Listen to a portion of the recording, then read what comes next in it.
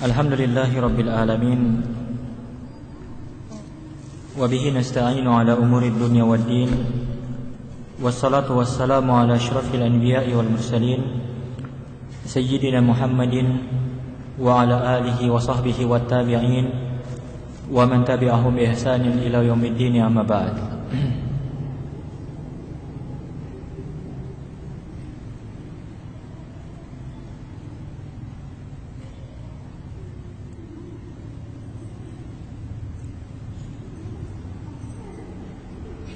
Baik, ibu-ibu, saudara-saudara yang dimuliakan Allah Subhanahu wa taala.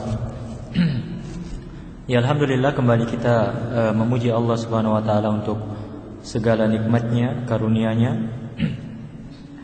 Ya, kemudian salat dan salam kita aturkan untuk Rasul kita yang tercinta, ya, untuk keluarganya, para sahabatnya, dan mudah-mudahan kita ini yang selalu berusaha untuk menjadi pengikutnya yang setia, ya, di atas petunjuk beliau, ya, orang-orang yang selalu berusaha, ya, untuk menjadi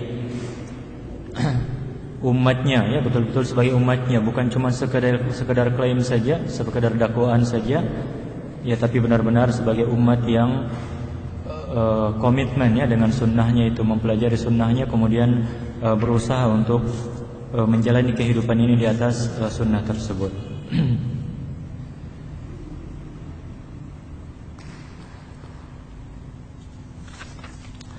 Baik, di kesempatan kali ini kita akan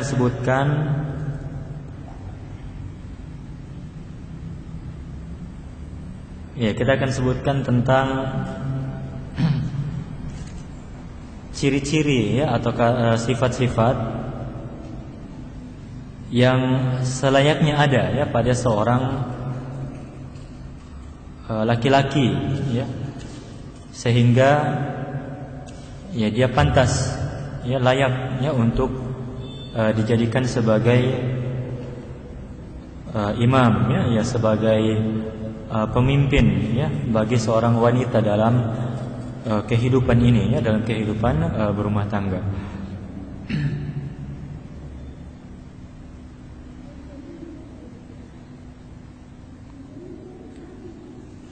Ya, ini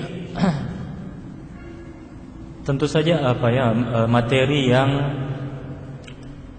bukan hanya untuk anak-anak gadis saja, ya, tidak, tapi juga untuk orang-orang tua, ya.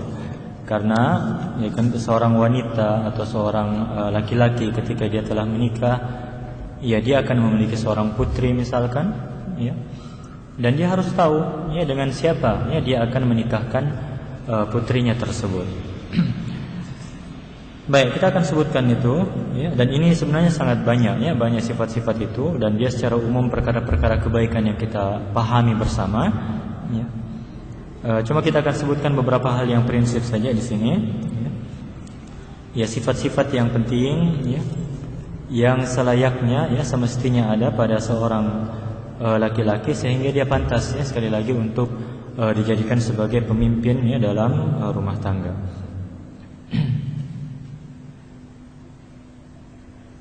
Baik, yang pertama,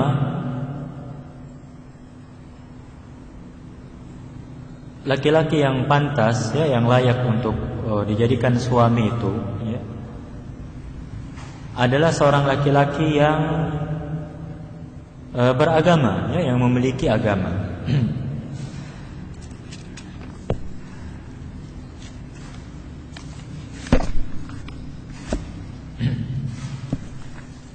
Ya, ini syarat yang sangat dasar sekali, ya, sangat penting sekali, ya, sebagaimana yang disyaratkan, ya, ketika seorang laki-laki memilih wanita, ya, memilih calon istri.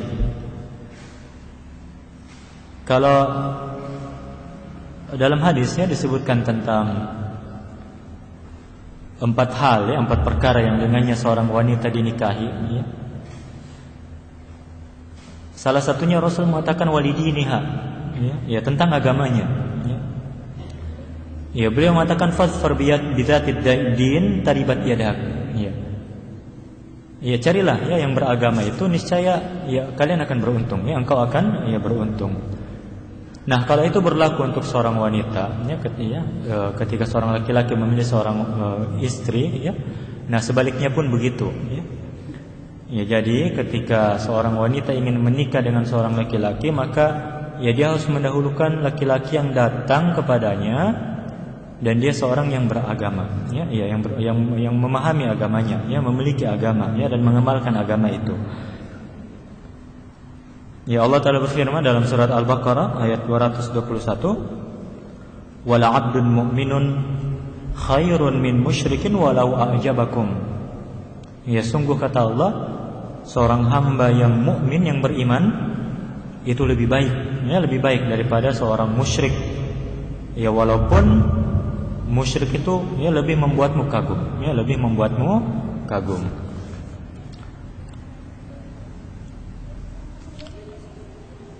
Ya, kemudian dalam hadis yang sahih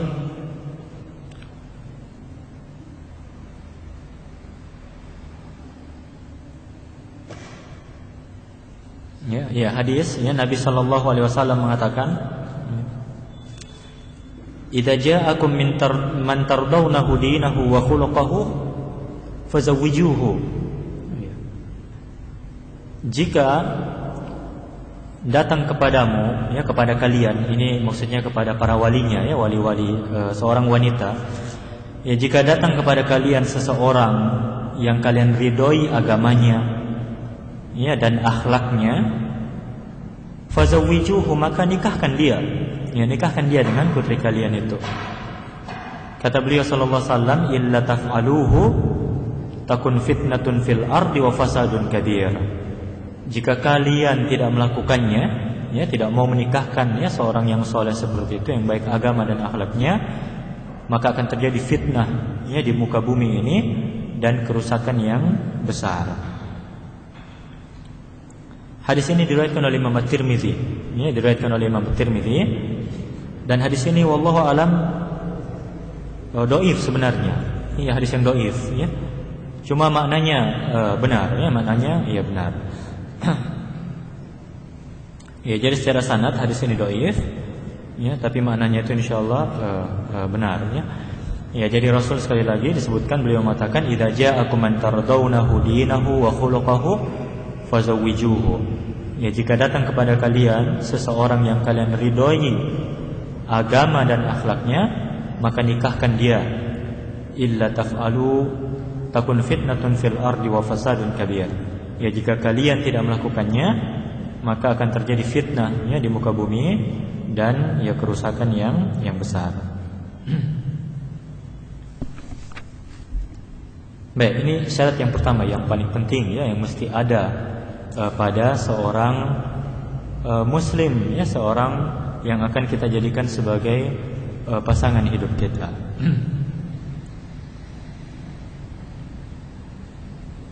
Kemudian berikutnya yang kedua, di antara ya syarat apa sifat-sifat, ya, yang dianjurkan, ya, mesti ada.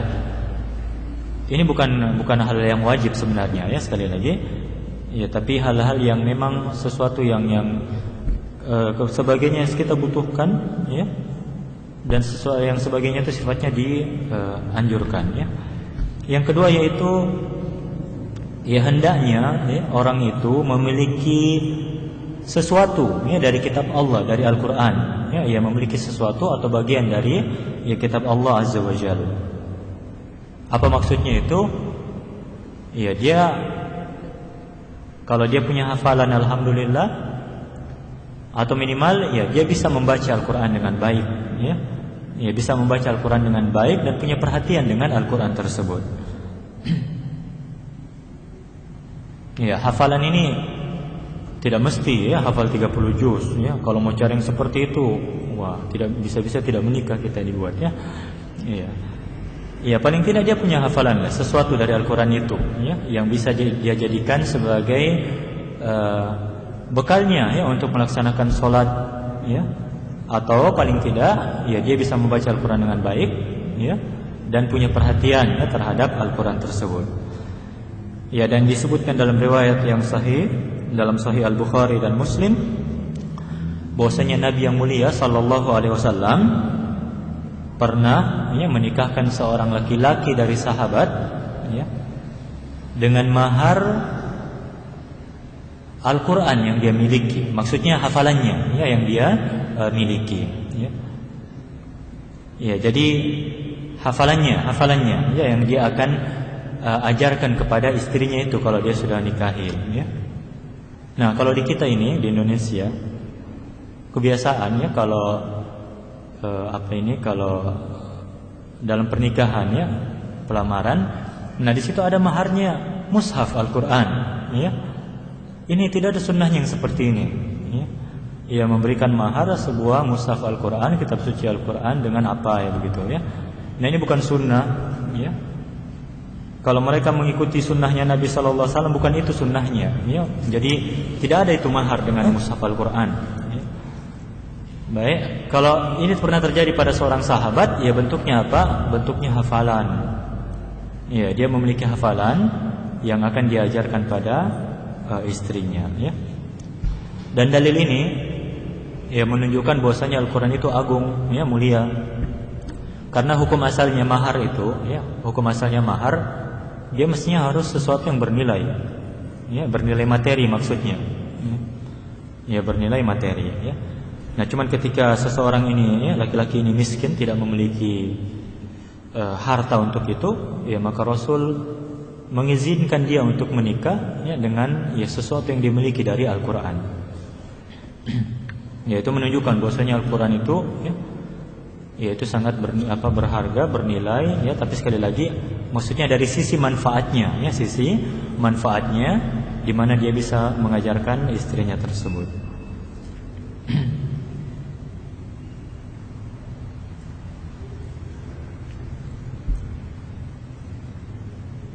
Baik, kemudian berikutnya lagi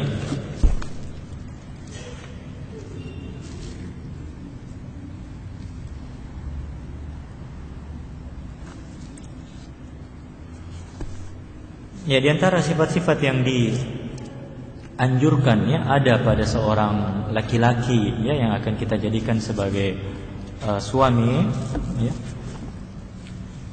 dia memiliki kemampuan untuk menikah, untuk melakukan pernikahan itu. Dan kemampuan ini dalam dua makna yang kita pahami, dalam dua makna yang kita sudah pahami. Dia mampu untuk memberikan nafkah batin kepada istrinya dan juga memberikan nafkah lahir kepada istrinya tersebut.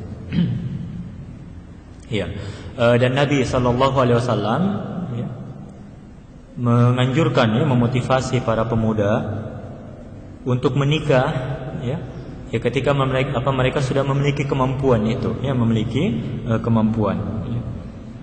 Dan Nabi Sallallahu Alaihi Wasallam berkata kepada Fatimah bintu Qais radhiyallahu anha, Fatimah datang bermusyawarah kepada Nabi Sallallahu Alaihi Wasallam karena ada dua orang laki-laki yang datang ingin melamarnya. Nah, salah satunya itu Muawiyah. Rasul Sallallahu Alaihi Wasallam mengatakan, amma Muawiyatu fasa'lukun la mala lahu. Adapun Muawiyah itu dia seorang yang miskin yang tidak memiliki harta, tidak memiliki harta. Jadi dalam artian apa? Ini sifatnya anjuran, anjuran untuk menikah dengan seseorang yang memang mampu, memang mampu untuk memberikan nafkah kepada istrinya, baik secara lahir maupun batin. Tapi tentu saja makna kemampuan di sini bukan berarti harus kaya, bukan berarti harus orang kaya, kemampuan, definisi kemampuan itu tidak mesti kaya, tidak mesti kaya.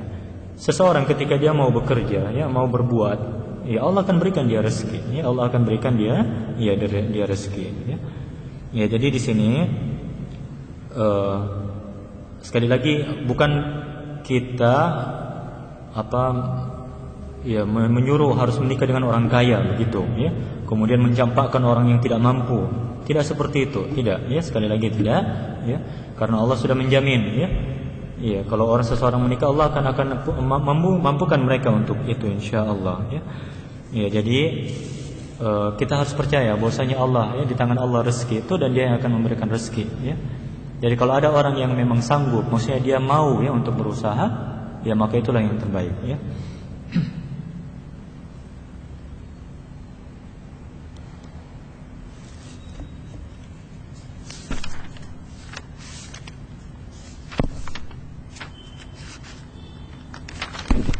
Baik, berikutnya lagi sifat yang keempat ya, dari laki-laki yang diinginkan ini, yang dicari, yang diharapkan ini,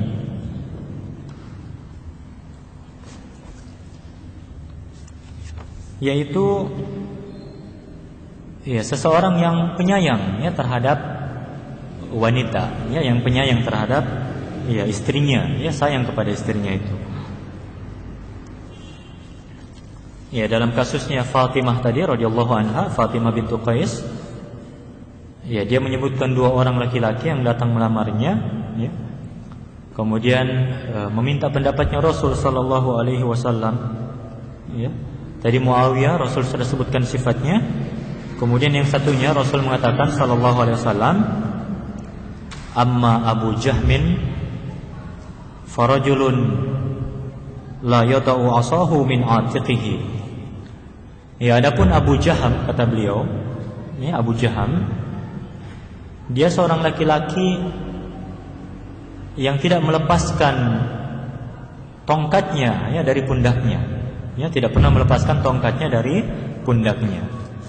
Ya, maksudnya apa? Ya, suka memukul. Ya, suka memukul.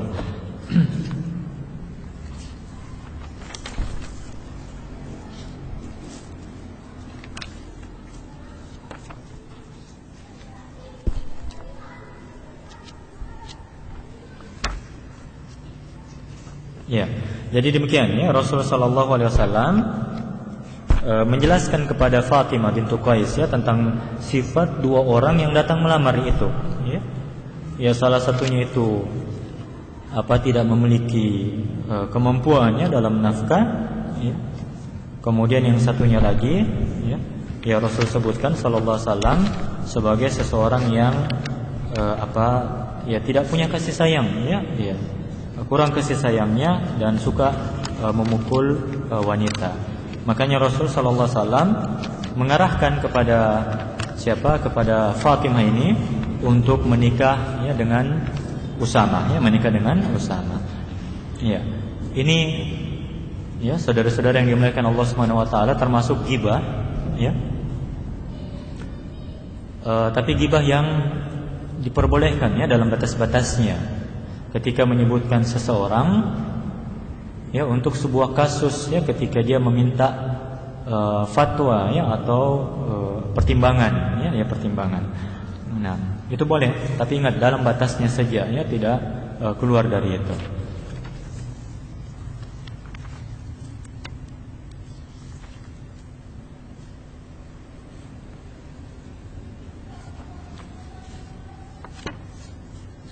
Baik, berikutnya lagi.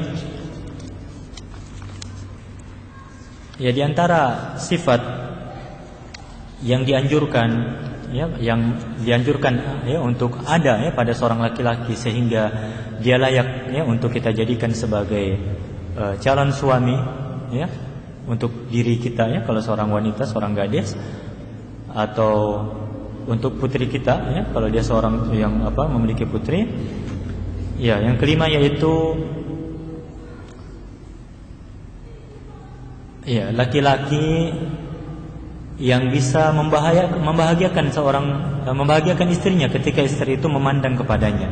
Ya, memandang ya kepadanya, melihat kepadanya.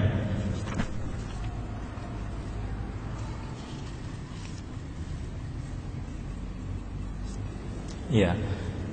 Sifat ini sering disebutkan untuk wanita, ya. Dalam hadisnya Abu Hurairah, Nabi sallallahu alaihi wasallam ditanya tentang ayyun nisa khair. Ya, wanita manakah? Wanita bagaimanakah yang terbaik? Ya. Ya, Rasul mengatakan sallallahu alaihi wasallam salah satunya itu allati tasurruhu idza nadhar. Ya. Ya, wanita yang membuat suaminya itu bahagia jika suaminya memandang kepadanya. Ya. Nah, ini penting sekali untuk kaum wanita. Tapi bukan berarti kemudian suami itu boleh seenaknya saja penampilannya di rumah. Ya. Ya. Ya, tidak mandi mungkin ya 2 hari ya atau semacamnya. Tidak seperti itu ya. Dia juga harus punya perhatian ya dengan masalah kebersihan, ya, punya perhatian dengan masalah ya penampilannya, ya, termasuk di hadapan istrinya. Ya, jangan cuman ya jaga penampilan di luar tapi di rumah acak-acakan ya. Baik, tujuannya apa ini? Ya, tujuannya jangan sampai ya terjadi hal-hal yang membuat mereka itu menjauh ya saling menjauh ya. Ya, dan jangan sampai ya terjadi istri itu berlaku nusyuz ya, membangkang kepada suaminya karena tidak suka ya dengan ya penampilan suaminya yang selalu jelek misalkan ya atau semacamnya. Ya, jadi itu satu syaratnya penting ya. Ya, syarat yang penting ya, bukan perkara yang wajib memang, tapi dianjurkan ya, sangat dianjurkan bahwasanya seorang laki-laki itu ya laki-laki yang bisa membahagiakan istrinya ketika istri itu memandang kepadanya ya. Dan Islam sangat peduli dengan kebersihan ya, sangat peduli dengan penampilan ya. Dalam hadis yang sahih Nabi SAW mengatakan innallaha jamilun yuhibbul jamal. Ya, sesungguhnya Allah itu indah dan menyukai keindahan ya, Allah menyukai keindahan ya. Kemudian disebutkan dalam hadis Jibril ya, bahwasanya Jibril datang kepada Nabi sallallahu alaihi wasallam ya dalam rupa seorang laki-laki ya, dengan pakaian yang sangat putih ya dan rambut yang sangat hitam ya, rambut yang sangat hitam ya. Itu menunjukkan ya bahwasanya Islam sangat peduli ya dengan kebersihan.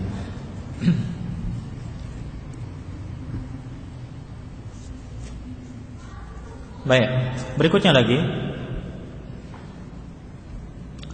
di antara sifat-sifat yang dianjurkan ada ya pada seorang laki-laki itu ya, dia seorang laki-laki yang tidak mandul ya, tidak mandul ya, apalagi impoten ya. Ya, ya ini penting ya, dan kita sudah paham bersama ya tentang keutamaan ya memiliki keturunan ya, memiliki ya keturunan ya. Jadi dianjurkan ya bahwasanya laki-laki itu sama seperti wanita juga ya, kalau di wanita itu dianjurkan laki-laki menikahi seorang wanita yang bisa memberikan banyak anak ya, melahirkan banyak anak. Nah, disyaratkan juga ya, dianjurkan juga bahwasanya laki-laki yang kita pilih ya sebagai suami itu adalah seorang laki-laki yang tidak mandul ya.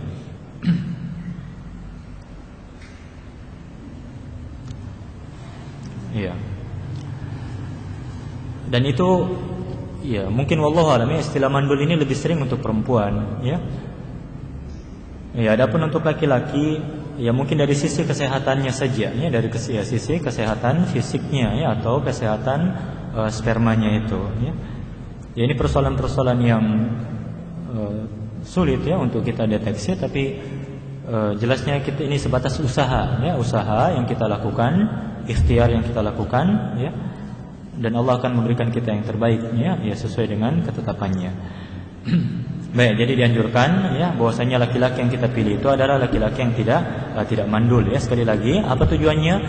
Ya karena Rasul sallallahu alaihi wasallam menganjurkan ya kita kaum muslimin untuk memiliki banyak anak ya, memiliki banyak anak.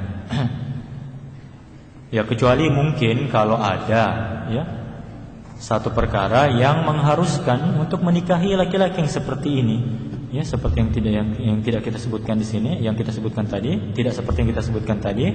Nah, itu boleh saja. Sekali lagi sifatnya ini dianjurkan ya, dianjurkan. Baik. Ya, dan lain-lain ya, sifat-sifat yang lain diantaranya juga dianjurkan untuk menikah dengan seorang laki-laki yang berakal ya laki-laki yang berakal, ya. Apa maksudnya berakal di sini? Ya, dia mampu berpikir, ya, dan membuat keputusan, ya, untuk, ya, dirinya sendiri, ya. Ya, membuat keputusan yang tepat, ya, dengan dirinya untuk kebaikan diri dan keluarganya, ya. Ya, seorang laki-laki yang berakal, ya, sehingga dia mampu untuk membuat keputusan yang terbaik, ya, untuk kebaikan dirinya, ya, dan juga kebaikan keluarganya, ya. Jangan sampai laki-laki yang kita ingin nikahi itu laki-laki yang kita sebut apa? Anak mami, ya. Ya, apa-apa minta pertimbangan papanya, ya, minta pertimbangan mamanya, ya. Nah, ini susah ini, ya. Tidak dewasa orang kalau seperti itu, ya. Ya, kadang penting, ya, untuk meminta, ya, pertimbangan orang tua. Tapi jangan apa-apa semua kembali dulu sama ibu, ya. Begitu biasanya anak mama, ya kan?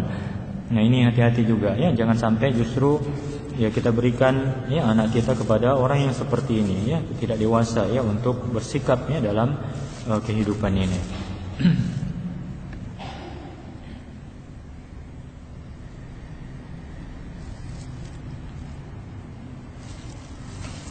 Baik, berikutnya lagi di antara sifat-sifat yang dianjurkan, ya, dan ini penting, salah satunya pada seorang laki-laki itu, ya, dia adalah laki-laki yang sekufu, ya, dengan wanita tersebut. Ya, laki-laki yang sekufu dengan wanita tersebut. Ya. Kufu, ya, atau al-kafaah, ya, maksudnya yang selevel, ya. Ya, yang selevel, yang sama, ya, ya, derajatnya.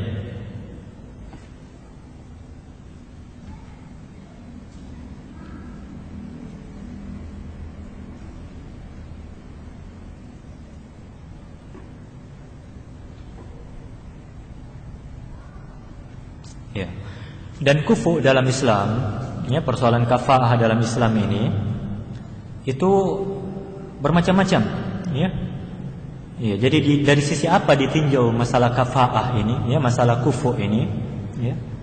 Nah, ada beberapa bagian, ya, ada beberapa macam, ya. Yang pertama ada, ya, kufu dalam persoalan agama, ya, al-kafaah fid din. Ya, kufu dalam persoalan agama.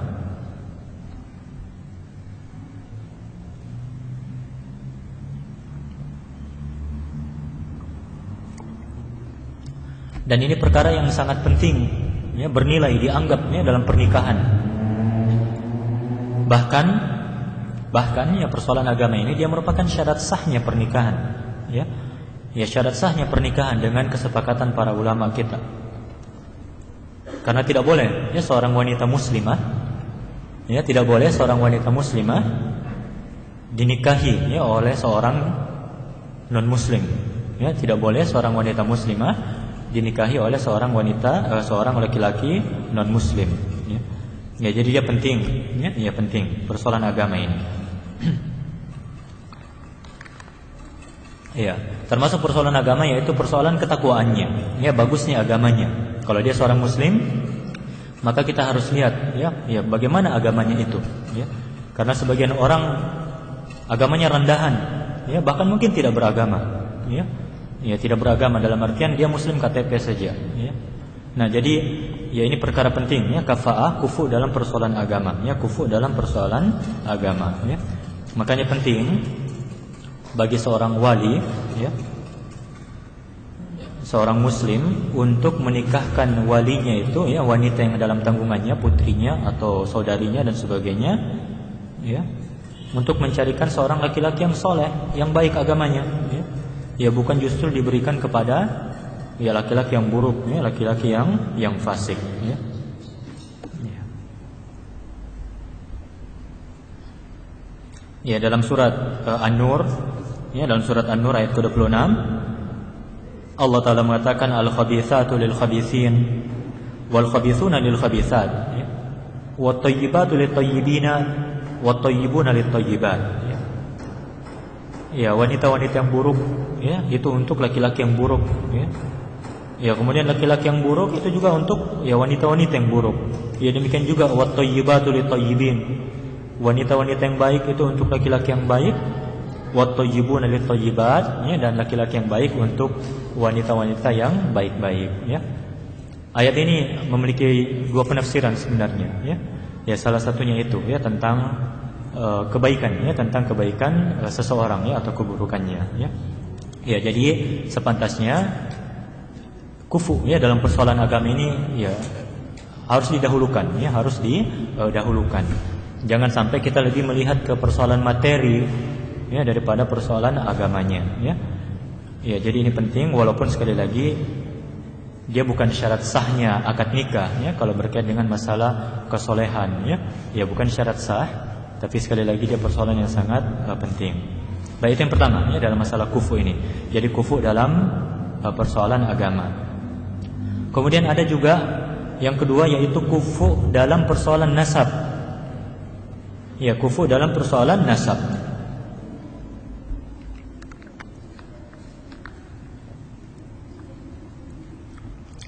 Dan ini penting juga, ya, dianggap, ya, bernilai menurut jumhur, ya. Iya, tetap diukur, ya, dinilai untuk yang seperti ini menurut jumhur ulama, kecuali Imam Malik rahimahullah. Jadi ulama memandang kufu dalam persoalan nasab itu penting, ya, perkara yang penting, ya. Makanya kalau pekan lalu, ya, atau sebelumnya ada yang bertanya tentang apakah boleh seorang laki-laki biasa menikah dengan seorang wanita dari keturunannya Ali, ya, Syarifah misalkan. Ya. Nah, itu bukan sembarangan, ya, bukan persoalan sembarangan. Karena jumhur memandang bahwasanya itu hal yang penting, ya, hal yang penting dalam pernikahan, ya.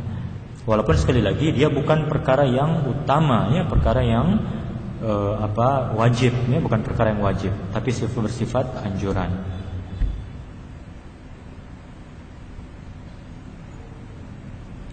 Ya, berikutnya lagi ada yang ketiga, yaitu kufu dalam persoalan harta. Ya, kufu dalam persoalan harta.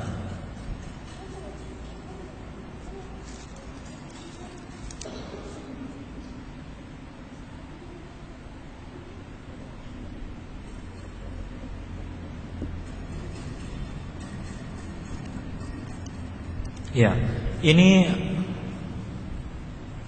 penting juga, ya, menurut dalam mazhab Hanafi, kemudian dalam mazhab Hanbali, ya, dan salah satu pendapat dalam mazhab Syafi'i, ya. Jadi ulama-ulama dalam mazhab Hanafi, kemudian Hanbali, dan satu pendapat dalam mazhab Syafi'i mengatakan bahwasanya kufu dalam persoalan harta juga penting, ya, ya, bernilai, ya, dianggap.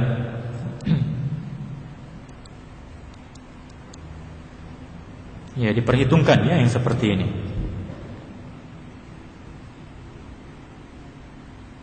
Jadi kalau misalkan ada seorang bapak yang menginginkan putrinya itu harus dinikahi oleh laki-laki yang kaya seperti dia, ya, sah-sah saja, ya. Sah-sah saja yang seperti itu, ya. Cuma, ya, kita bilang bijaklah, ya, bijaklah, ya. Karena itu bukan segalanya, ya, dalam kehidupan ini.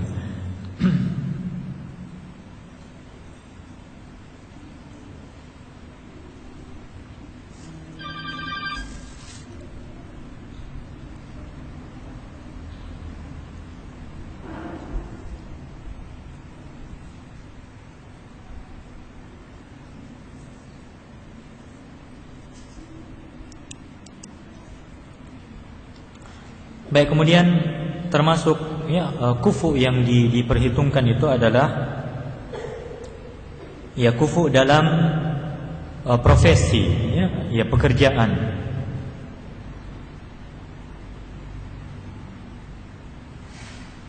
Ya, ini diperhitungkan, ya, dalam mazhab Hanafi, Syafi'i, dan Hanbali. Ya, jadi mereka ini ulama-ulama Hanafiyah, kemudian Syafi'iyah dan Hanbali. Ya, mereka berpendapat bahwasanya kufu dalam profesi itu, dalam pekerjaan juga penting, ya.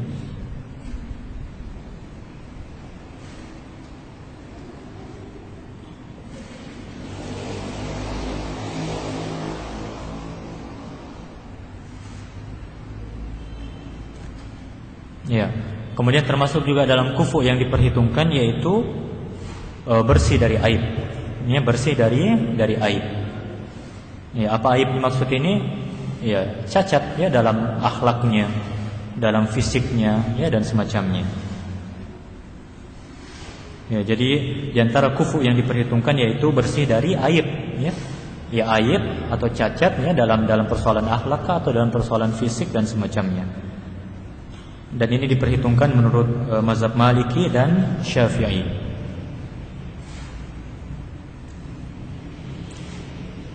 Ya, jadi ini persoalan bermacam-macam ya persoalan yang berkait dengan masalah kufu ya, masalah kafaah ya.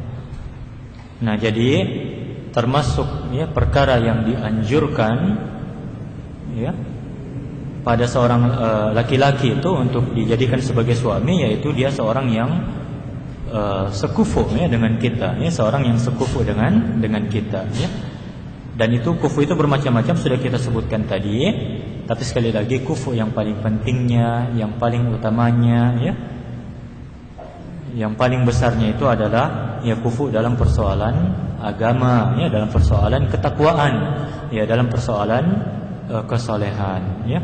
Itu dulu ya yang didahulukan. Kemudian setelah itu ya silahkan kita lihat yang lain-lain ya, dalam persoalan harta ya, persoalan nasab ya, status sosial dan sebagainya ya. Ya, karena tidak ada yang menjamin kebaikan ya secara permanen dalam kehidupan dunia ini dan di akhirat nanti kecuali ya persoalan agama tadi ya.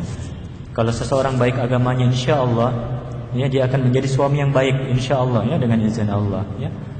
Tapi kalau dia kaya ya, punya status sosial yang bagus tapi agamanya buruk ya, nah ini ya mungkin Anda akan bahagia dalam kehidupan dunia ini, tapi siapa yang menjamin ya kita akan bahagia di akhirat nanti ya, Allahul musta'an. Baik, nah itu dia ya masalah kufu ya. Jadi dia perkara yang penting, cuman perlu dicatat di sini.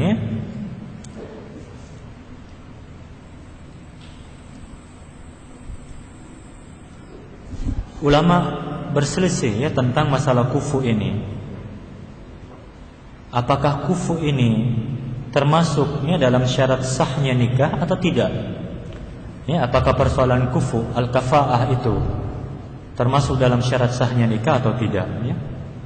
Nah, pendapat jumhur dan itu pendapat yang paling kuat, ya mengatakan secara umum ya kita bilang, ya bisa saja kalau mau diperinci ini, ya bisa saja ada pendapat yang lain itu lebih kuat, ya.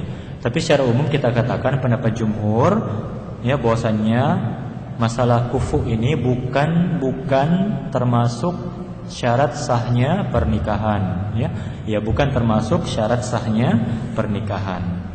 Ya, dan ini pendapatnya jumhur, Abu Hanifah, Malik, Asy-Syafi'i dan satu riwayatnya dari Imam Ahmad. Nah, apa dalilnya? Ya, dalilnya banyak ya. Di antaranya Nabi kita yang mulia sallallahu alaihi wasallam menikahkan sepupunya ya, saudari sepupunya dari pihak ibu ya, Zainab bintu Jahash. Dan Zainab ini dari Bani Asad ya, Quraisy ya. Ya, Rasul nikahkan sallallahu alaihi wasallam dengan Zaid bin Harithah. Ya, beliau nikahkan sepupunya itu dengan Zaid bin Harithah. Sementara Zaid ini maula, ya bekas budak, ya. Dan kisah mereka berdua ada dalam Al-Qur'an, ya dalam Al-Qur'an, dalam surat Al-Ahzab, ya ayat yang ke-37, ya.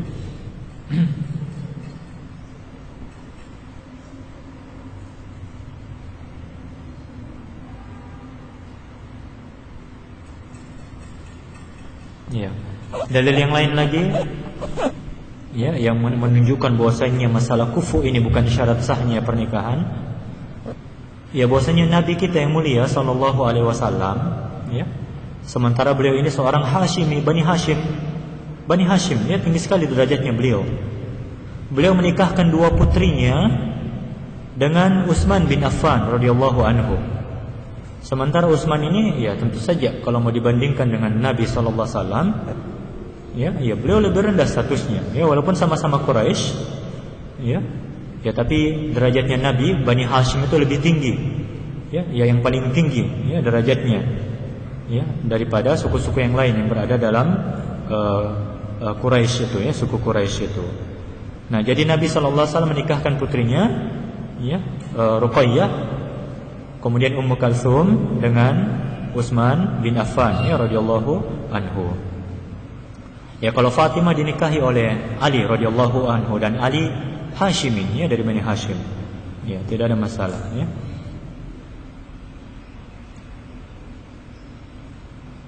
Ya. Termasuk juga ya, dalil lainnya lagi, yaitu Nabi kita yang mulia sallallahu alaihi wasallam menikahkan Usama bin Zaid. Usama ya, bekas budak tadi, setelah berpisah dengan siapa? Dengan Zainab bintu Jahash. Nah, Usama ini beliau nikahkan dengan Fatimah bintu Qais, yang tadi, yang datang bermusyawarah tadi itu ya. Sementara Fatimah ini seorang Quraisy ya, seorang yang berasal dari suku Quraisy ya. Ya, jadi Masya Allah ya. Ya, bagaimana seorang bangsawan Quraisy ini, wanita bangsawan Quraisy menikah dengan bekas budak ya, ya, dengan bekas budak.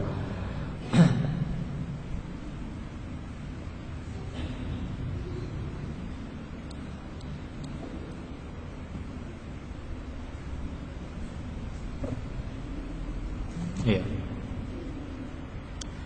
Dalil yang lain lagi,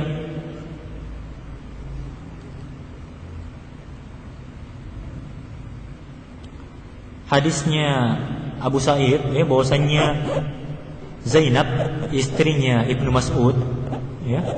Ya, jadi ada seorang sahabiah namanya Zainab, dan beliau ini istrinya Abdullah bin Mas'ud. Zainab ini datang kepada Rasulullah sallallahu alaihi wasallam, kemudian mengatakan, "Wahai Nabiullah,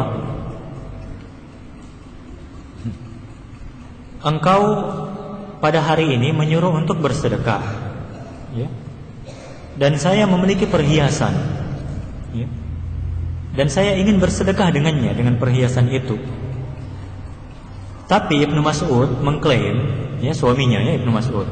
Ya, Ibnu Mas'ud mengklaim bahwasannya dirinya dan anaknya lebih berhak ya untuk saya bersedekah atas mereka.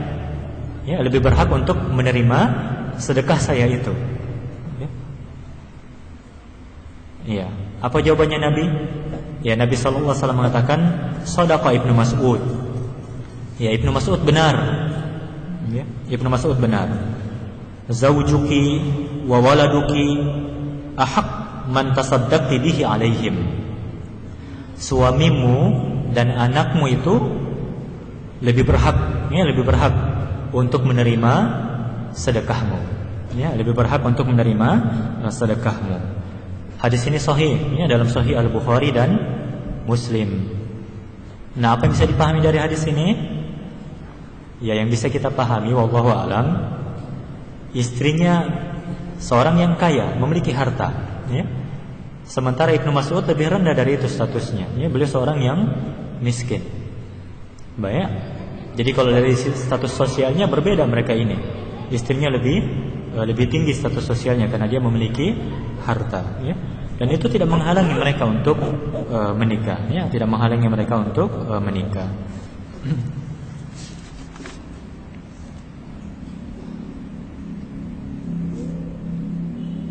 Ya, dan lain-lain ya, ya. Intinya kesimpulannya di sini kita sebutkan ya, ya bahwasannya masalah kufu ini ya, ya dia bukan menurut jumhur secara umum ya, dia bukan syarat sah ya dalam pernikahan ya, bukan syarat sah dalam pernikahan ya.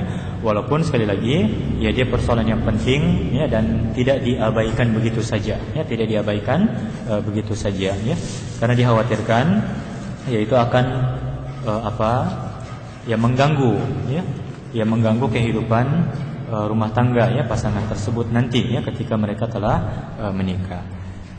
Baik, demikian saya rasa apa yang bisa disebutkan ya, dan masih ada ya sifat-sifat yang lain secara umum saja ya bisa kita pahami ya, diantaranya misalkan ya disyaratkan atau dianjurkan ya bahwasanya laki-laki itu adalah seorang yang jujur ya, dianjurkan juga dia seorang yang amanah, terpercaya ya, sebagaimana yang disebutkan tentang Musa alaihissalam ya, ketika putrinya itu, putri laki-laki tua yang ditemui di Madian itu menyebutkan kepada ayahnya untuk menerima laki-laki ini untuk sebagai pekerjanya, karena dia seorang yang kuat dan terpercaya, ya. Ya, di antara juga yang dianjurkan adalah ya dia itu seorang laki-laki yang berbakti ya kepada orang tuanya, ya, dan seterusnya. Masih banyak ya hal-hal yang lain. Intinya semua sifat-sifat kebaikan itu sangat dianjurkan ya untuk dimiliki oleh laki-laki yang kita ingin nikahi tersebut, ya. Nah, terakhir saya ingin sebutkan di sini, ya, saudara-saudara yang dimuliakan Allah Subhanahu wa taala, yang kita sebutkan tadi itu yaitu harapan, ya harapan dan usaha, ya. Tapi dalam kehidupan dunia ini, ya, terkadang harapan kebaikan itu tidak berbuah kebaikan yang sama, ya, seperti apa yang kita harapkan, ya. Dan itu banyak, ya. Ya, apalagi kehidupan ini kan ya berbolak-balik, ya. Terkadang ya kita melihat sesuatu itu baik, ya. Seseorang itu soleh, baik, ya, sangat sempurna mungkin dalam tanda kutip. Tapi setelah menikah misalkan dia berubah, ya, oleh banyak faktor, mungkin karena kesibukan dan sebagainya. Dan itu wajar saja, ya. Ya, wajar saja dalam kehidupan ini, ya. Ya, tidak ada yang perlu disalahkan, ya, tidak ada yang perlu disalahkan, ya. Apalagi sampai menyalahkan Allah, jangan, ya. Ya, alhamdulillah Allah sudah memilihkan untuk kita yang terbaik, ya, setelah berusaha, ya. Nah, setelah itu kalau toh tidak sesuai dengan apa yang kita harapkan, ya marilah kita ya sebelum menyalahkan siapa-siapa, marilah kita koreksi diri, ya. Ya, mungkin ada yang kurang dari diri kita, ya, ada yang kurang dari diri kita, ya. Ya, kita sama-sama memperbaiki diri, ya, memperbaiki diri kita pertama, kemudian berusaha ya untuk sama-sama memperbaiki diri sebagai sebuah keluarga, ya. Ya, jadi ini semua yang kita sebutkan ini ya sifatnya anjuran, ya. Ya, sifatnya ikhtiar, usaha, ya. Ya, dan ya sekali lagi ya dan sifatnya juga harapan, ya. Dan ya kita harus paham dalam kehidupan dunia ini, ya, terkadang semua itu ya terkadang sesuatu yang kita harapkan itu ya tidak sesuai, ya tidak terjadi sebagaimana yang kita harapkan. Dan kita harus pahami ya bahwasanya kehidupan dunia seperti itu, ya. Ya, kehidupan dunia seperti itu, ya. Ya, persoalan kalau seorang wanita, tentu saja wanita tidak bisa memilih sendiri ya pasangannya, ya. Karena yang melamar itu laki-laki, ya, yang melamar laki-laki, ya. Tapi dari orang yang melamar itu, ya, seorang wanita akan memilih apakah laki-laki tersebut baik untuk dia atau tidak, ya, layak untuk dia atau tidak, ya. Dan itu ya dengan ya pertimbangan ya dari orang tuanya tentu saja, ya. Tapi bisa saja, maksudnya orang tua yang menerima ya lamaran tersebut. Dan bisa saja seorang wanita ya menawarkan dirinya kepada seorang laki-laki yang soleh agar laki-laki soleh itu mau ya untuk menikahinya, ya. Tapi sekali lagi ini tentu saja kembali kepada urf, kepada kebiasaan yang ada, ya. Kalau memang dalam kebiasaan masyarakat itu tidak pantas, ya jangan dilakukan. Boleh kita lakukan, tapi mungkin melalui perantara, ya, melalui wali kita, melalui orang tua kita, atau melalui saudara kita, ya, untuk menyampaikan kepada laki-laki itu supaya dia bersedia untuk melamar, ya. Itu boleh saja, ya, boleh saja, ya. Atau mungkin orang tua mencarikan seorang laki-laki soleh yang bersedia untuk menikahi putrinya, ya, dan seterusnya. Ya, saya rasa itu saja yang bisa disampaikan pada kesempatan kali ini. Terima kasih untuk perhatiannya. Saya tutup, ya, dan saya persilahkan kalau ada yang ingin bertanya yang berkaitan dengan materi atau hal-hal lainnya. Baik, demikian wa sallallahu ala nabiyyina Muhammad. Ya, waalaikumsalam warahmatullahi wabarakatuh.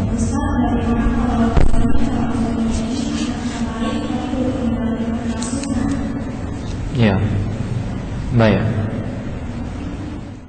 Ada yang lain?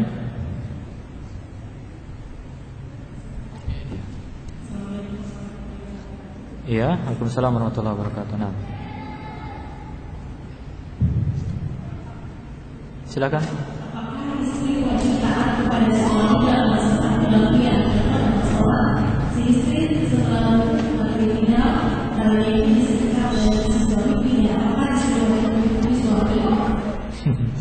Baik, ya, oke.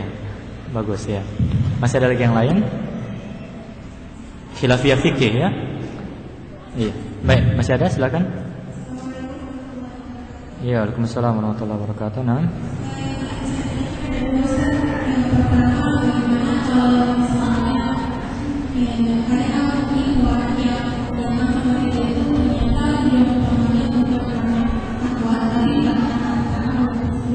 Karena apa? Karena harta? Baik.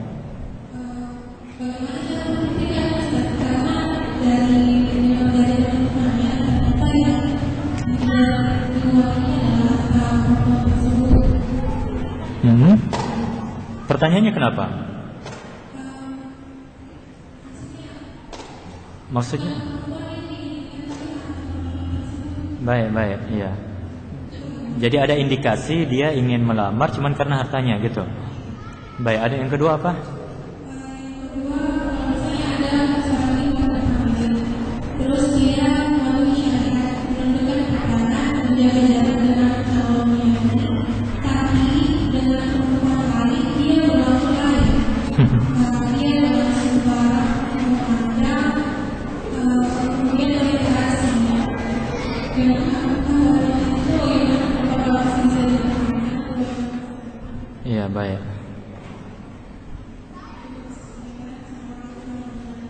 Iya, Assalamualaikum warahmatullahi wabarakatuh. Nah, masih ada lagi?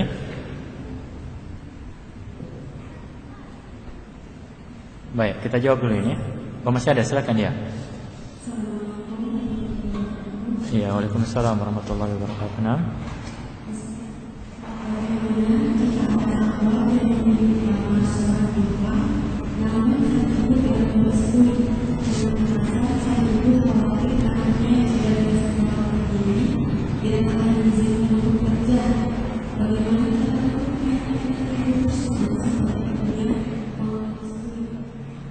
Ya, jadi kekhawatirannya istrinya itu putrinya akan dilarang bekerja. Begitu ya, baik. Ya, kita jawab dulu ini ya. Ya, bismillahirrahmanirrahim. Alhamdulillah wassalatu wassalamu ala Rasulillah. Ya, bagaimana dengan seorang laki-laki yang baik secara umum tapi belum mengenal sunnah? Ya, belum mengenal sunnah. Ya. Ini penting ya, persoalan tadi yang pertama ya, yang dianjurkan ada pada seorang laki-laki itu yaitu agamanya. Agamanya, dia seorang yang baik ya. Agamanya, seorang yang baik agamanya ya. Cuma definisi baik agama ini pentingnya, mohon maaf. Definisi baiknya agama itu bukan dengan aturan-aturan kelompok. Ya, aturan-aturan organisasi, aturan-aturan jamaah dan sebagainya, bukan itu. Tolong pahami itu ya. Ya. Aturan baiknya agama seseorang itu ya dengan aturan Allah dan Rasulnya Sallallahu Alaihi Wasallam. Ya, ya. Nah, jadi kebaikan agama seseorang itu ya ketika dia memahami tauhid dengan baik. Ya, standar lah, tauhid yang standar lah. Ya, dia beribadah ya dengan penuh keikhlasan, tidak mempersekutukan Allah.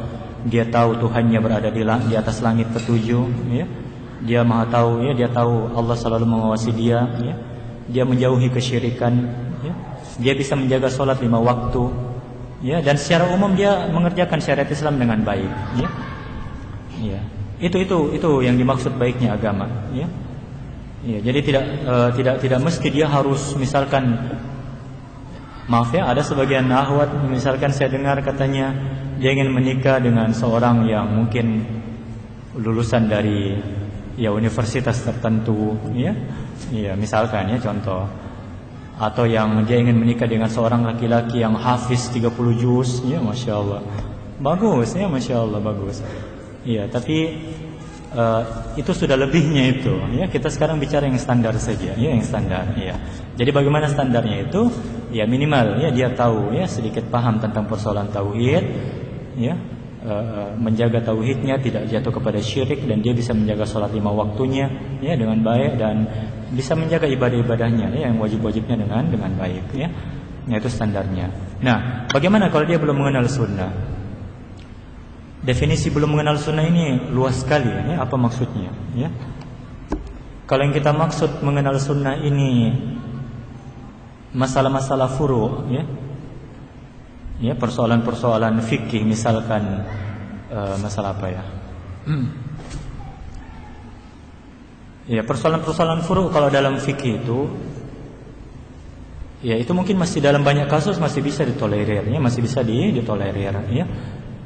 Mungkin saudari-saudari di sini tahu ya bagaimana sifat salat Nabi menurut sunnah kan ya?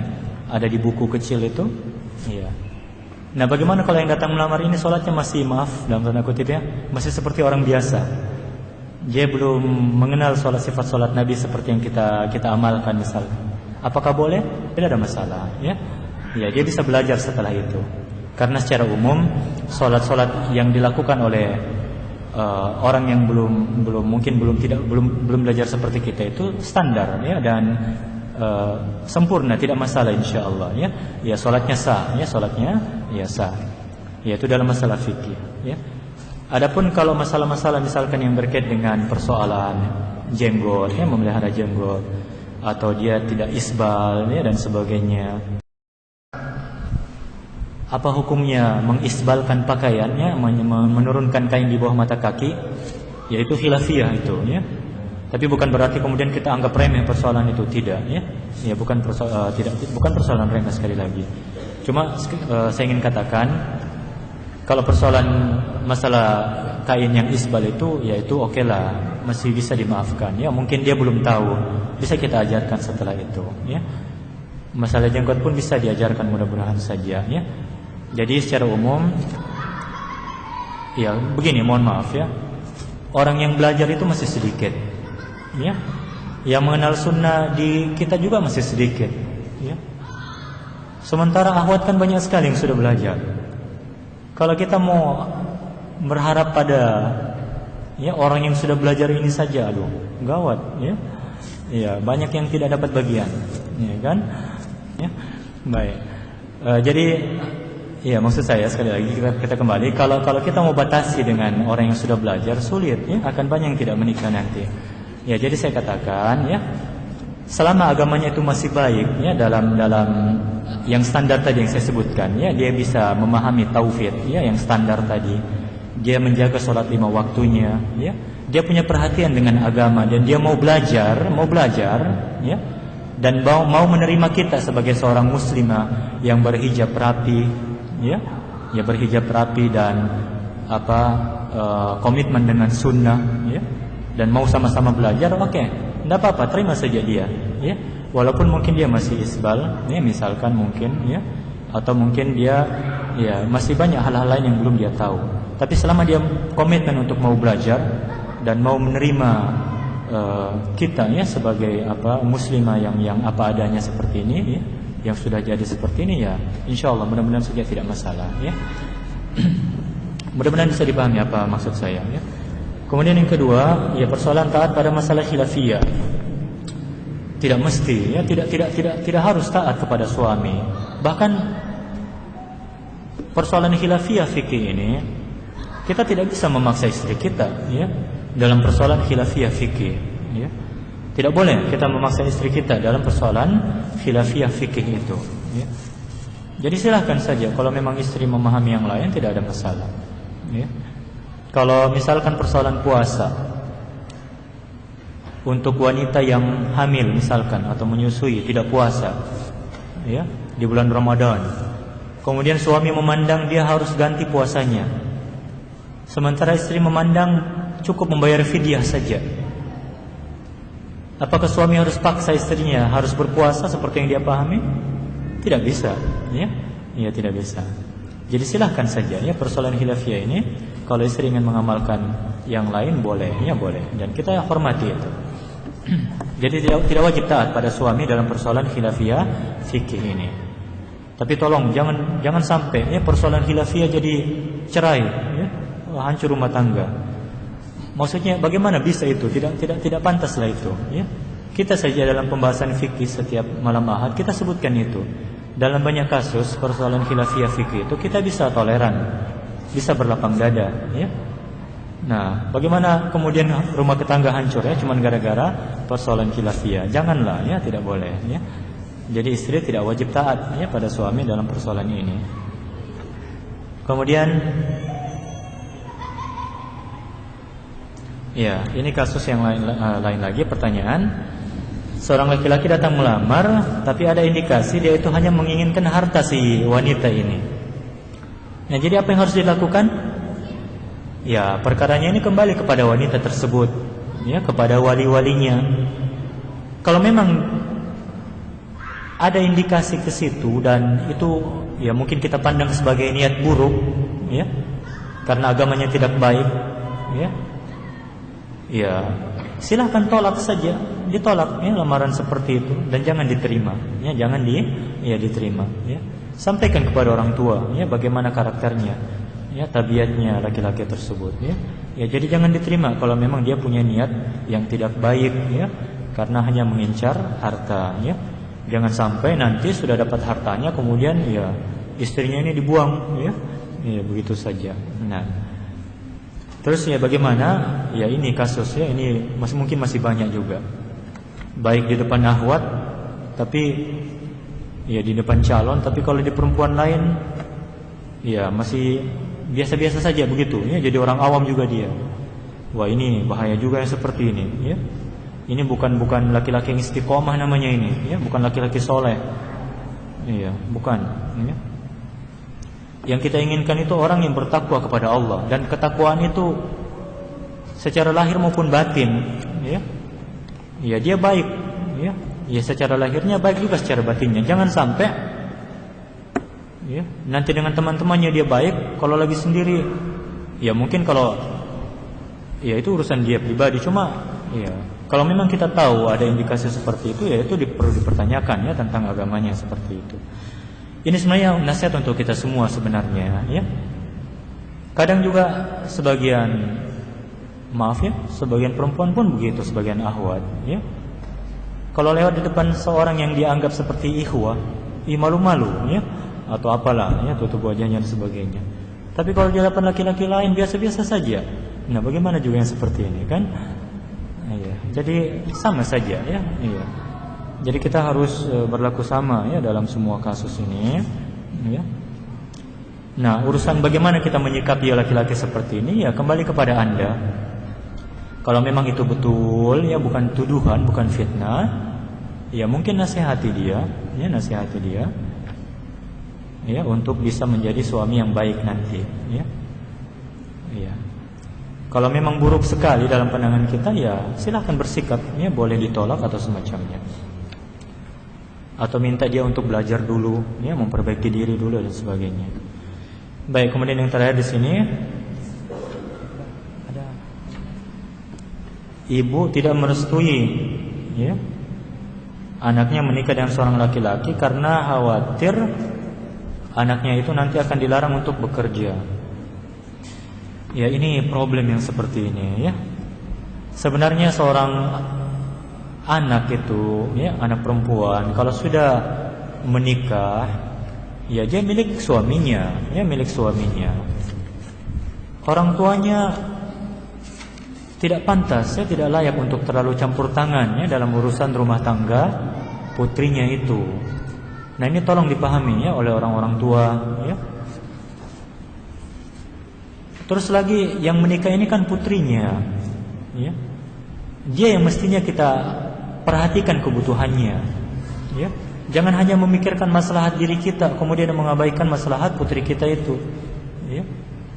Bagaimana bisa putrinya ingin menikah kemudian kita halang-halangi cuma gara-gara persoalan yang seperti ini, ya, tidak pantas, ya, tidak layak.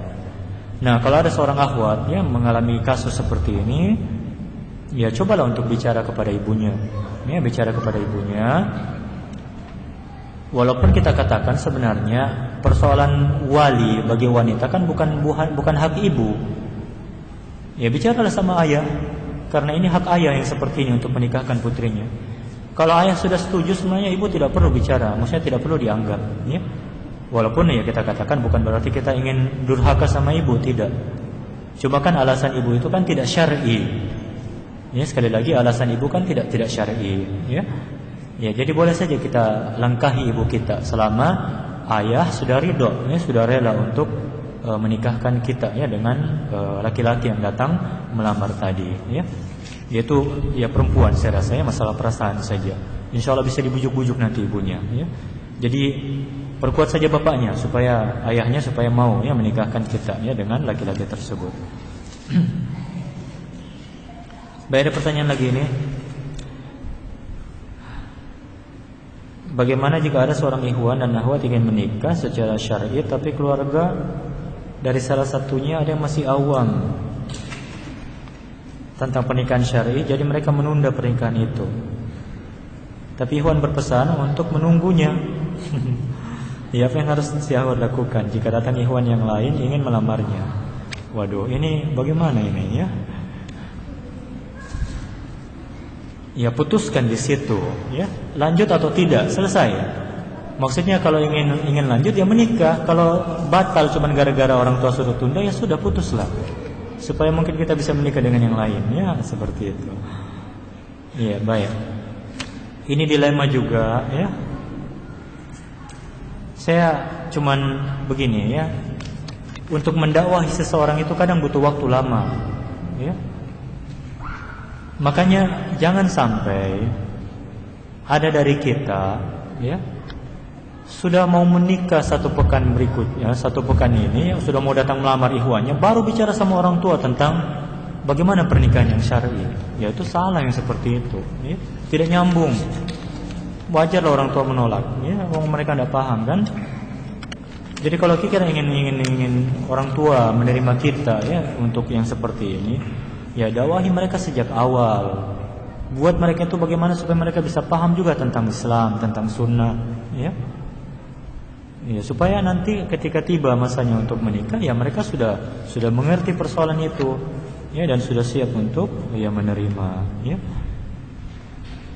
Ya, nah kalau terjadi kasus seperti ini ditunda akhirnya, ya sudah silakan. Akhwat ini berhak untuk memutuskan, ya, untuk memutuskan, ya. Jadi tidak perlu, maksudnya kalau si ikhwan meminta untuk menunggunya, ya itu kan permintaan saja, ya itu kan bukan pelamaran namanya, ya bukan pelamaran. Cuma perlu diperjelas sama orang tua, menunda ini apa? Apa maksudnya menunda ini? Apakah diputuskan lamaran tadi, atau masih dilanjutkan cuma ditunda dulu? Ya itu harus diperjelas. Kalau maksudnya itu diputuskan, ya berarti ikhwah tadi itu tidak ada hak apa-apa lagi sama perempuan tersebut, ya. Dan boleh saja laki-laki lain datang melamar, ya boleh saja laki-laki lain datang melamar. Baik. Ya, pertanyaan, bolehkah perempuan meminta cerai atau talak kepada suami?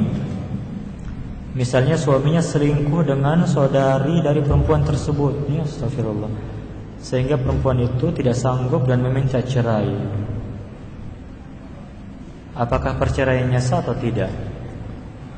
Ya, boleh, ya. Kalau memang ada ya yang cacat ya pada suaminya itu dari sisi akhlaknya atau dari sisi agamanya, ya, yang membuat dia tidak tahan, ya, benci sama suaminya dan dia khawatir, ya, dia khawatir itu akan membawanya durhaka pada suami. Karena bencinya dia pada suami itu dengan tingkahnya ini, aib gara-gara aibnya itu, ya dalam urusan akhlaknya atau urusan agamanya. Nah saat itu ya istri boleh menuntut cerai, ya boleh menuntut cerai, dan itu tuntutan yang syar'i, ya tuntutan yang syar'i, ya. Jadi boleh saja dalam kasus begini, ya dia datang di pengadilan dan meminta cerai ya dari suaminya, ya. Cuma mohon dipertimbangkan baik-baik, ya. Apalagi kalau Anda sudah memiliki anak-anak, ya memiliki anak-anak. Ya kalau masih bisa ada cara yang lain, mungkin untuk menasehati suami, ya, menasehati saudarinya juga itu. Kenapa saudarinya seperti itu? Ya kalau masih bisa dilakukan nasihat seperti ini, itu lebih baik, ya. Barangkali saja suaminya mau bertobat, berhenti dari perbuatannya itu, nah itu kebaikan buat kita. Kebaikan untuk keluarga, kebaikan untuk anak-anak, ya. Jadi selagi masih bisa dipertahankan, pertahankan.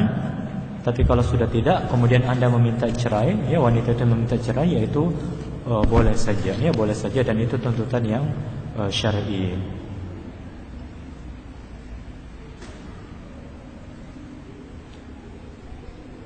Iya, ini jika ada seorang ikhwah mau melamar seorang akhwat, tapi ikhwan tersebut sikapnya protektif dan kasar. Bagaimana dia tahu?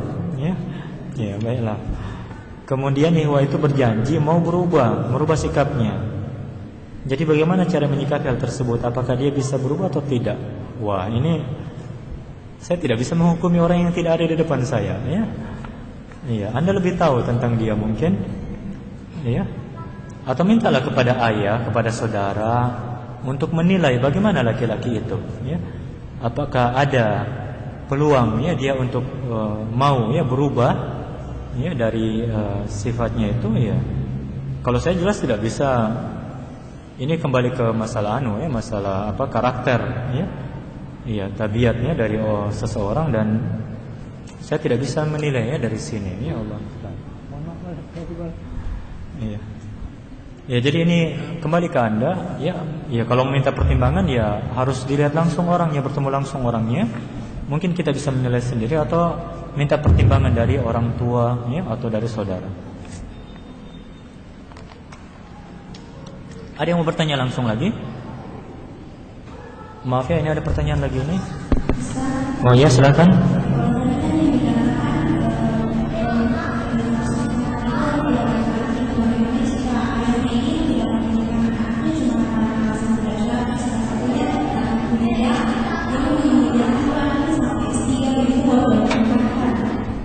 Ya.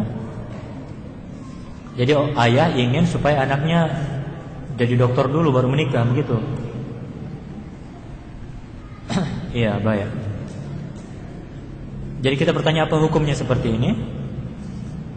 Baik, alasan seperti itu tidak syar'i pasti. Bagaimana bisa, ya? Tidak syar'i. Maksudnya seorang wanita ketika sudah dewasa, ya, sudah akil balik, ya, apalagi sudah umurnya misalkan 18 tahun ke atas, itu pasti sudah ingin menikah, ya, dan sudah pantas untuk menikah. Dan setiap wanita pasti keinginan tertingginya itu adalah untuk menikah. Dia ingin menikah, ya. Nah, bagaimana bisa seorang ayah menghalangi putrinya untuk menikah hanya gara-gara obsesi duniawi seperti ini, ya? Kalau dalam Islam, ya, dalam Islam sebenarnya kalau misalkan ketika seorang ayah tidak mau menikahkan putrinya dengan alasan-alasan yang tidak syar'i seperti ini, maka hak perwalian itu bisa diambil alih oleh hakim atau pemerintah. Ya, jadi hak perwalian itu bisa diambil alih oleh hakim, ya, atau ya pemerintah atau hakim yang mewakilinya. Ya. Jadi untuk kasus seperti ini, akhwat tadi itu bisa bicara sama paman-pamannya atau kepada saudaranya, ya, supaya mereka bisa bantu dia, ya, untuk bicara ke KUA, ke pengadilan misalkan, atau apalah yang pihak yang berwenang. Nah, pengadilan atau KUA, ya, atau pemerintah yang akan menikahkan dia tanpa ayahnya, ya, tanpa ayahnya. Nah, itu dalam Islam boleh yang seperti itu. Cuma saya tidak tahu kalau di Indonesia bagaimana, ya. Iya. Tapi kalau misalkan keluarga besar mau bicara di pengadilan, insya Allah saya yakin mereka akan nikahkan putri itu walaupun si ayah tidak setuju, ya, walaupun si ayah tidak setuju. Jadi caranya seperti itu, ya. Apakah anak hasil zina ayahnya termasuk mahram meskipun orang yang menzinahi ibunya tidak dia nikahi? Karena anak hasil zina bukan anak ayahnya secara nasab. Ya, kalau dalam persoalan mahram, ya tetap mahram, ya. Cuma konsekuensi hukum tidak ada, ya. Anak itu tidak berhak mewarisi ayahnya. Ayahnya juga tidak berhak mewarisi anaknya itu tidak berhak, ayahnya tidak berhak mewarisi anaknya tersebut juga. Nah, begitu juga dalam kasus pernikahan, ya. Ya, dia tidak bisa menjadi wali untuk anaknya. Tapi kalau untuk pernikahan, alhamdulillah umumnya pernikahan itu diserahkan sama wali hakim, ya, sama wali hakim. Jadi boleh, ya, anak tersebut dinikahkan oleh wali hakim di KUA, ya, di pengadilan. Jadi anak hasil zina itu ayahnya itu ayahnya itu bukan ayahnya secara hukum, tapi dari sisi nasab iya itu ayahnya, dan dia tetap mahramnya, itu dari sisi biologisnya ya, sisi nasabnya, tapi secara hukum dia bukan ayahnya. Hukum-hukum pernikahan ya, warisan dan semacamnya.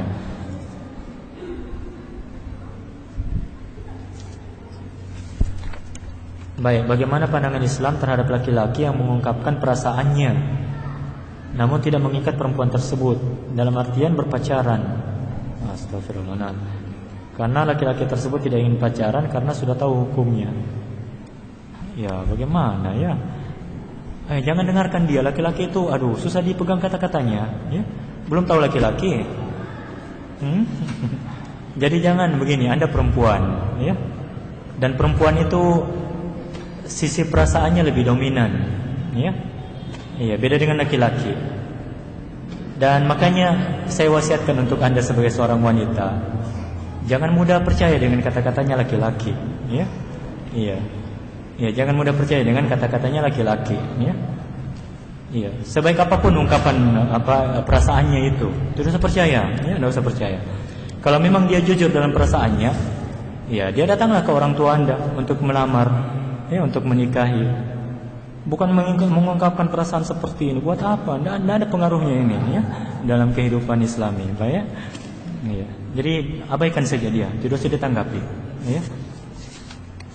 Baik. Saya habiskan ini, lagi 2 di sini. Ada lagi yang keluarkan kertas di sana? Ya, ketika saya telah hijrah, saya ingin memutuskan pacar saya, tapi pacar saya masih belum bisa melepaskan saya, tapi belum mampu menghalalkan saya. Waduh, ya. Setiap saya mengatakan untuk mengakhiri, Ikhwan selalu mengatakan tidak pacaran yang bebas, tapi menurut saya tidak ada pacaran yang syar'i. Sudah, bersikaplah, ya. Ini sama dengan kasus sebelumnya. Tidak usah dengar dia lagi, putuskan sudah. Kalau yang begini-begini, mohon maaf, tidak usah pakai perasaan, ya. Ya, tidak usah pakai perasaan. Banyak, ingat. Pernah dulu, maaf ya, ini saya kasih contoh saja, berbahayanya ini urusan. Dulu ada seorang perempuan, ya, mahasiswi di sebuah kampus. Saya tidak usah sebut kampusnya. Sudah lama ini. Dia pernah SMS ke saya. Dia ceritakan begini. Dia bilang, saya punya pacar katanya, dan pacar ini pernah minta berhubungan intim, ya, dan saya layani. Tapi setelah itu saya ingin bertobat, ya. Tapi setiap kali dia meminta, saya tidak bisa menolaknya. Coba, ya, lihat bagaimana ini, ya. Jadi dia tidak ingin melayani, tidak mau mengikuti kemauan pacarnya itu. Tapi anehnya setiap kali pacarnya itu meminta, dia tidak kuasa untuk menolak, ya, dibujuk-bujuk apa segala macam, dirayu, tidak kuasa menolak. Nah, itulah perempuan, ya. Jadi pahami kenapa Allah ketat sekali, ya, mengatur urusan ini. Karena Anda itu dalam bahaya, ya. Apakah ada dalil tentang jika memakan semut maka hati kita akan gelap? Belum tahu saya, tidak ada dalil yang seperti ini, ya. Seumur-umur belum tahu saya hadis seperti ini. Apakah penyakit cacar adalah penyakit pondok? Penyakit pondok yang akan menggugurkan dosa. Secara umum kalau dalam Islam, penyakit itu insya Allah bisa menggugurkan dosa kalau orangnya sabar, ya, sabar dan mengharapkan ganjaran, ya, dari Allah Subhanahu wa taala. Jadi secara umum seperti itu, ya, bukan hanya penyakit cacar saja, semua penyakit, ya, yang menimpa seorang muslim dan dia bersabar dengan itu, ya, insyaallah itu akan berpahala buat dia, ya. Baik, saya rasa cukup dulu, ya, karena sudah 5:30 ini. Saya masih punya kajian lagi setelah ini, ya, di masjid lain. Insyaallah kita lanjutkan lagi di pertemuan berikutnya dengan materi yang lain, ya, insyaallah. Baik, terima kasih untuk kehadirannya. Kita tutup majelis ini. Subhanakallahumma bihamdika asyhadu an la ilaha illa anta astaghfiruka wa atubu ilaik. Wa sallallahu alaihi wa sallam. Wassalamualaikum warahmatullahi wabarakatuh.